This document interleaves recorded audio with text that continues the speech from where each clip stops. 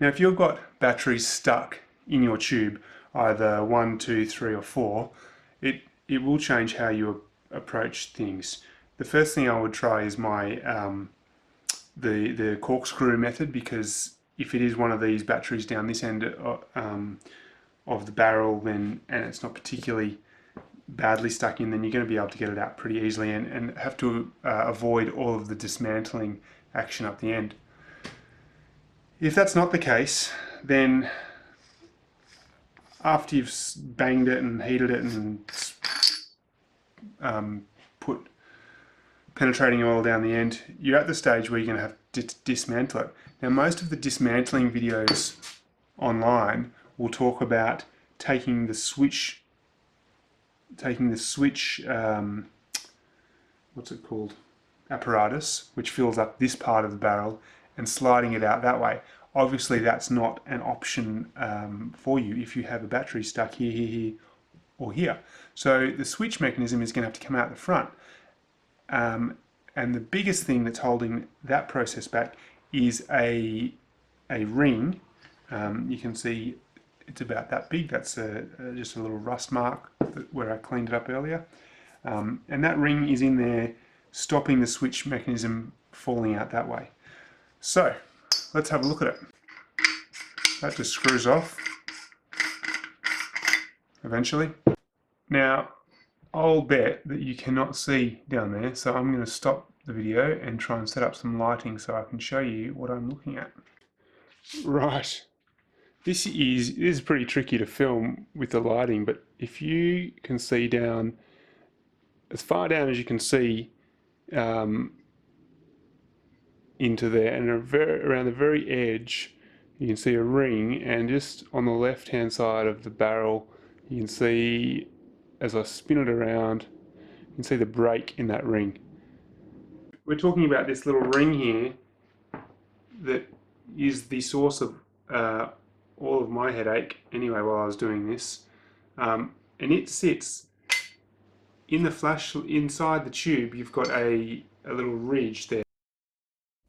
We're just looking through the switch assembly here, and you can see that slot that's cut out for the ring to sit in. This is what I was saying, if you anything like mine, there was a bit of corrosion on that ring, and it's a really good opportunity to get your Dremel with a wire brush on it and get in there and clean that little slot out, so when you put your retaining clip or retaining ring back in there, it's easy to get out if you have to do that again in the future. That ring is stuck in a slot that goes all the way around the inside of the barrel of the flashlight, and it is pushing itself in there. It's kind of sprung loaded, I suppose you'd say, and that's what's stopping your top assembly coming out the front, and that's what you've got to get out. And so essentially what we want to do is get a little screwdriver in there and try and pry it out, but you'll find that it is really tricky to do. And we're going to jump to the next step, which is to loosen the Allen or the hex bolt that's holding that top switch and light unit in place, to hopefully give us a little bit of play to loosen up to get that circular ring out. Where this sits on the light and switch assembly is there.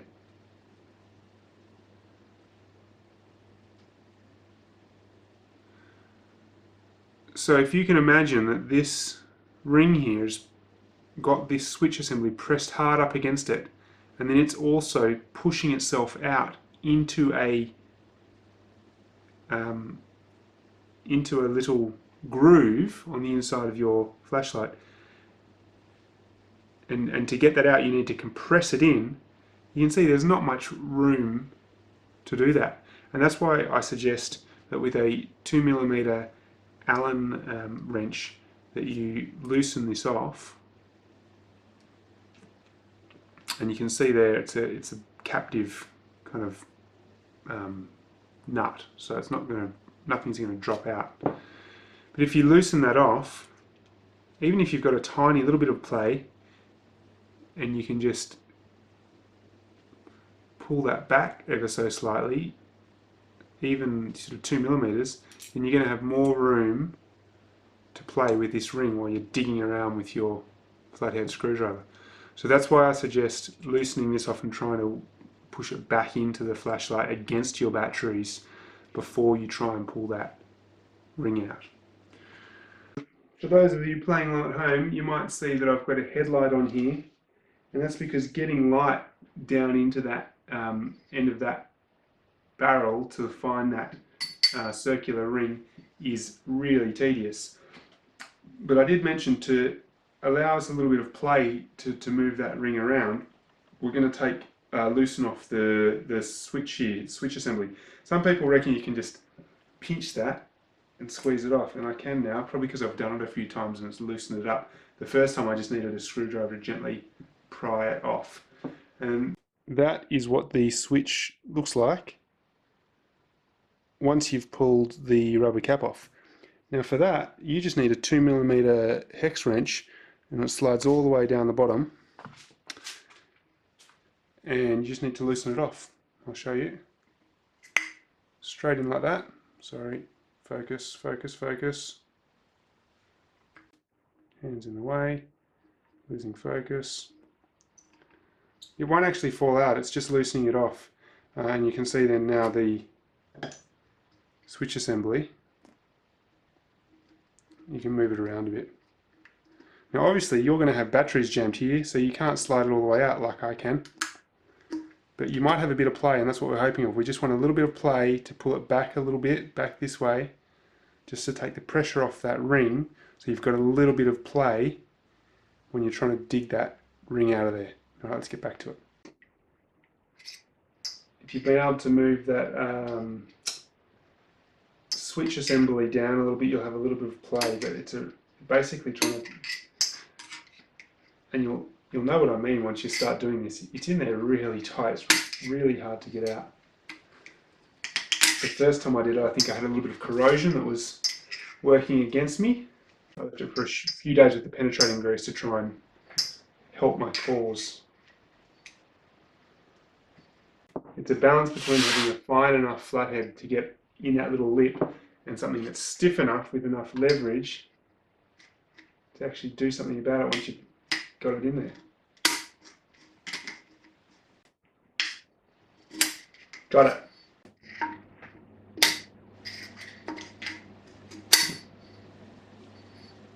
There goes my globe. Here we go.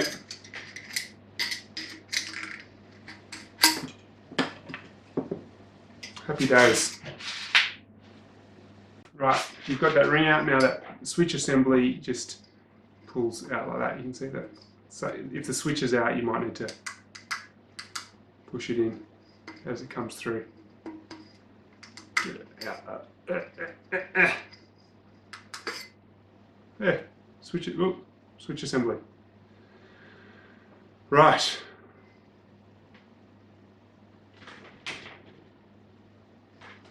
Now, obviously, the next part I can't really demonstrate that well because I don't have a battery in it. But what you would do is get a wooden dowel that big and jammed in there and smashed the hell out of it. That's probably what I should have done the very first time I went to remove the batteries. I think I would have had a cleaner job, less damage on the inside. It's just sort of the correct way to do it, I suppose you'd say. The corkscrew method is very fancy. It's a bit of a party trick, and obviously just hacking the hell out of it with a hammer and chisel like I did in my second video, and I'll put the links for those up in the description or on the screen somewhere. They got the job done, but I think I could have done it better. I think this is the way to do it. I think disassembly, light out the top is the way to do it. Great. Thanks for watching. This has been World According to Ted, how to get that battery out of your Maglite the proper way.